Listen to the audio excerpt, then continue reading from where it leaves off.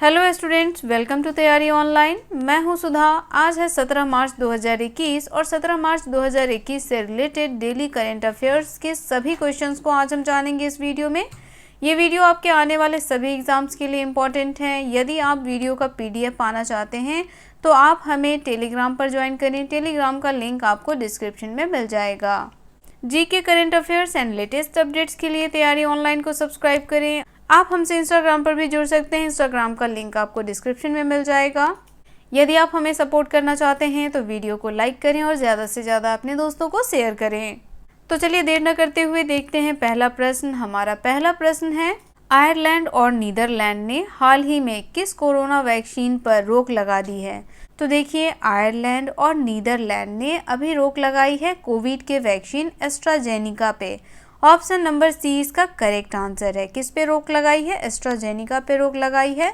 चलिए अब हम एस्ट्राजेनिका के बारे में जान लेते हैं। तो यह British Swedish multinational pharmaceutical and biotechnology company है।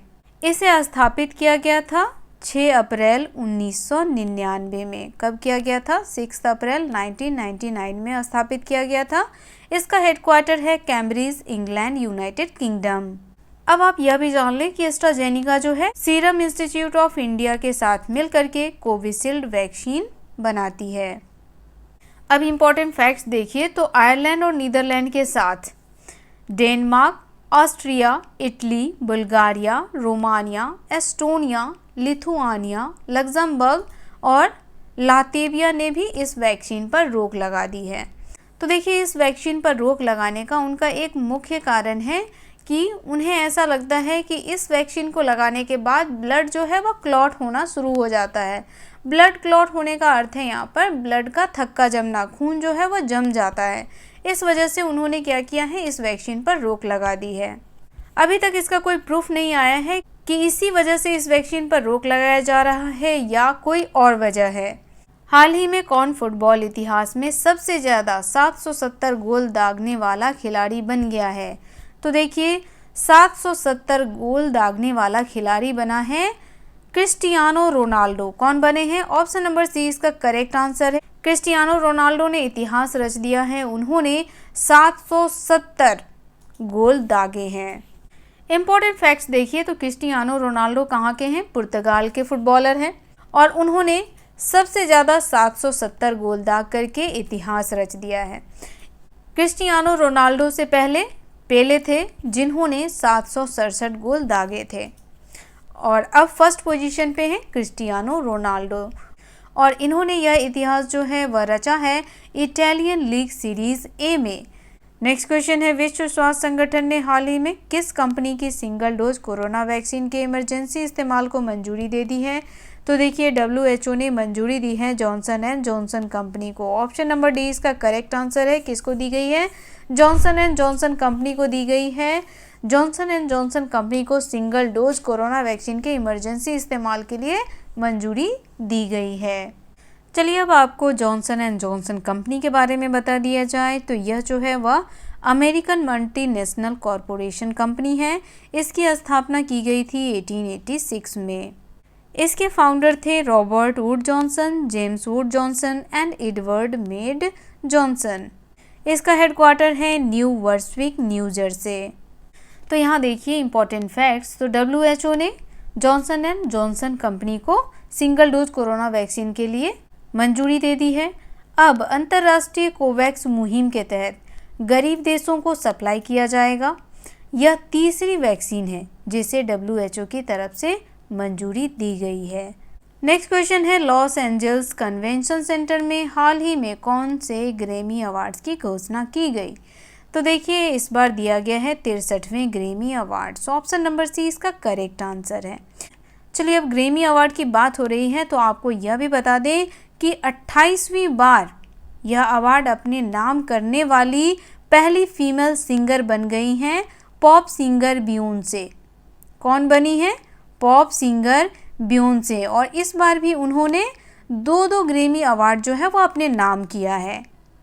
इसके साथ ही 31 साल की टेलर स्विफ्ट। कौन? टेलर स्विफ्ट, यह भी याद रखें। यह पहली ऐसी महिला सिंगर बन गई हैं जिन्होंने 3 बार बेस्ट एल्बम का अवार्ड जीता है और इस बार उनकी एल्बम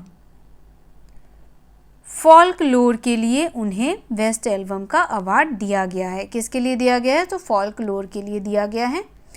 चलिए इससे रिलेटेड और भी इम्पोर्टेंट फैक्ट्स देखें तो यहाँ देखिए, यह अवार्ड जो है वह घोषित किया जाना था 31 जनवरी को, लेकिन कोरोना महामारी की वजह से इसे रोक दिया गया था। इस अवार्ड को विश्व का सबसे प्रतिष्ठित अवार्ड माना जाता है। इसमें विश्व के कई जानी मानी हस्तियां शामिल होती हैं। नेक्स्ट क्वेश्चन है, निम्न में से किस पुरस्कार से सम्मानित चित्रकार लक्ष्मण पाई का गोवा में निधन हो गया? तो देखिए, चित्रकार लक्ष्मण पाई को दिया गया था पद्म भूषण। ऑप्शन नंबर 20 का करेक्ट आंसर है। उन्हें सम्मानित किया गया था पद्म भूषण से। चलिए इनसे रिलेटेड इंपॉर्टेंट फैक्ट्स देखें तो यहाँ देखिए, पद्म भूषण पुरस्कार से सम्मानित चित्रकार लक्ष्मण पाई का हाल ही में गोवा में निधन हो गया। उनके निधन पर गोवा के मुख्यमंत्री प्रमोद सावंत ने शोक जताया है। उन्होंने कहा कि आज हमने एक रत्न खो दिया है। हम कला के क्षेत्र में उनके अपार योगदान को हमेशा याद रखेंगे।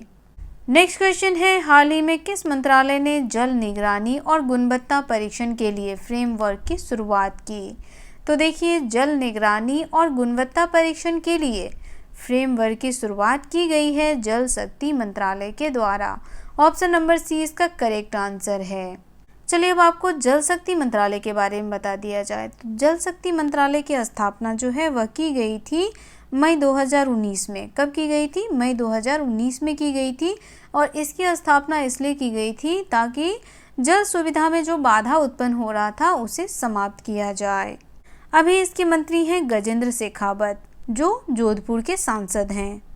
और इसी वजह से जल निगरानी और गुणवत्ता परीक्षण के लिए फ्रेमवर्क की शुरुआत की गई है। साथ ही एक ऑनलाइन पोर्टल जल गुणवत्ता सूचना प्रबंध प्रणाली क्या शुरू किया गया है? तो एक ऑनलाइन पोर्टल शुरू किया गया है जल गुणवत्ता सूचना प्रबंधन प्रणाली WQMIS को लॉन्च किया गया है। आपको ध्यान रखना है कि जल शक्ति मंत्रालय ने एक ऑनलाइन पोर्टल लॉन्च किया है। इसका उद्देश्य है प्रयोगशालाओं पर विस्तृत जानकारी प्रदान करना। नेक्स्ट क्वेश्चन है, लोकसभा अध्यक्ष श्री ओम बिरला ने हाल ही में संसद में अति विशिष्ट परामर्शों के लिए कौन से स्वास्थ्य शिविर का उद्घाटन किया है? तो देखिए, श्री ओम बिरला ने 6ठे स्वास्थ्य शिविर का उद्घाटन किया है। ऑप्शन नंबर डी इसका करेक्ट आंसर है। चलिए क्वेश्चन से रिलेटेड इंपॉर्टेंट फैक्ट्स देखें। अब यहाँ देखिए, श्री ओम बिरला जो लोकसभा अध्यक्ष हैं, उन्होंने केंद्रीय स्वास्थ्य एवं परिवार कल्याण मंत्री डॉक्टर हर्षवर्धन की उपस्थिति में अति विशिष्ट परामर्शों के लिए स्वास्थ्य शिविर का उद्घाटन किया है। किसका उद्घाटन किया है? स्वास्थ्य शिविर का उद्घाटन किया है। और इसका उद्घाटन इस उद्देश्य से किया गया है, लोग जो हैं वह कोविड संबंधी उचित व्यवहार का पालन कर रहे हैं या नहीं कर रहे हैं वह देखना। नेक्स्ट क्वेश्चन है, ऑस्ट्रेलिया और किस देश ने हाल ही में भूरे कोयले से हाइड्रोजन का उत्पादन शुरू किया है? तो देखिए, ऑस्ट्रेलिया और जापान ने हाल ही में भूरे कोयले से हाइड्रोजन का उत्पादन शुरू किया है। चलिए इंपॉर्टेंट फैक्ट्स देखें तो यहाँ देखिए दोनों देशों ने मिलकर के, किन दोनों देशों ने? तो ऑस्ट्रेलिया और जापान ने मिलकर के $500 मिलियन के इस पायलट प्रोजेक्ट के लिए सहयोग किया है। उनका एकमात्र उद्देश्य है तरलीकृत हाइड्रोजन का व्यावसायिक रूप से उत्पादन किया जा सकता है। चलिए अब आपको बता दिया जाए ऑस्ट्रेलिया के बारे में। तो ऑस्ट्रेलिया की राजधानी है कैनबेरा। ऑस्ट्रेलिया के प्राइम मिनिस्टर हैं स्कॉट मॉरिसन। ऑस्ट्रेलिया की लार्जेस्ट सिटी सिडनी है। चलिए अब हम जापान के बारे में जान लेते हैं। तो जापान की राजधानी है टोक्यो। जापान में बोले जाने वाली भाषा है जापानीज। जापान के प्रधानमंत्री हैं योशिहिडे सुगा। कौन है? योशिहिडे सुगा जो हैं वह जापान के प्राइम मिनिस्टर हैं। नेक्स्ट क्वेश्चन है, संयुक्त राज्य अमेरिका के अटॉर्नी जनरल के रूप में किसे नियुक्त किया गया है? तो देखिए, संयुक्त राज्य अमेरिका के अटॉर्नी जनरल के रूप में नियुक्त किया गया है मेरिक गारलैंड को। ये है मेरिक गारलैंड। इंपॉर्टेंट फैक्ट्स देखते हैं तो यहाँ देखिए, मेरिक गारलैंड ने 11 मार्च 2021 को संयुक्त राज्य अमेरिका के 86वें अटॉर्नी जनरल के रूप में शपथ ली है। अटॉर्नी जनरल गारलैंड न्याय विभाग के 1,15,000 कर्मचारियों का नेतृत्व करेंगे। अमेरिकी लोगों की ओर से न्याय के निष्पक्ष प्रशासन के लिए समर्पित होंगे। नेक्स्ट क्वेश्चन हमारा है national stock exchange of India NSE भारतीय गैस एक्सचेंज IGX का सह प्रमोट कौन सा प्रतिशत इक्विटी खरीदकर बन गया है? तो देखिए 26% इक्विटी खरीद करके NSE IGX का सह प्रमोटर बन गया है। चलिए इंपॉर्टेंट फैक्ट्स देखें तो यहाँ देखिए भारतीय ऊर्जा विनियम IEX ने भारतीय गैस एक्सचेंज IGX में अपनी 26% इक्विटी हिस्सेदारी को national stock exchange of India NSE में विभाजित कर दिया है। चलिए अब आपको NSE के बारे में बता दिया जाए। NSE यानी national stock exchange of India के बारे में बता दिया जाए तो यह क्या है? भारत का सबसे बड़ा तकनीकी रूप से अग्रणी स्टॉक एक्सचेंज है। यह कहाँ स्थित है? तो यह स्थित है मुंबई में। इसकी स्थापना की गई थी 1992 में। कारोबार के लिहाज से यह विश्व का तीसरा सबसे बड़ा स्टॉक एक्सचेंज है। इसके VSAT टर्मिनल भारत के 320 शहरों तक फैला हुआ है। कितने शहरों तक फैला हुआ है? तो 320 शहरों तक फैला हुआ है। यह देश में एक आधुनिक और पूरी तरह से स्वचालित screen based electronics trading system प्रदान करने वाला पहला एक्सचेंज था। इसका उपयोग जो है वह भारतीय पूंजी बाजारों के बैरोमीटर के रूप में भारत और दुनिया भर के निवेशकों द्वारा बड़े पैमाने पर किया जाता है। तो ये थी NSE की जानकारी। आपको कैसे लगी आप हमें कमेंट करके अवश्य बताएं। ये वीडियो यही समाप्त होता है। वीडियो आपको कैसा लगा आप हमें कमेंट करके बताएं। अगर आप हमारे चैनल पर नए हैं तो चैनल को सब्सक्राइब करें, बेल आइकन को दबाएं ताकि सभी नोटिफिकेशन सबसे पहले आप तक पहुंचे। वीडियो पसंद आया हो तो इसे लाइक करें और अपने दोस्तों को भी शेयर कर दें। मिलते हैं नए दिन नए प्रश्नों के साथ। आप सभी का धन्यवाद।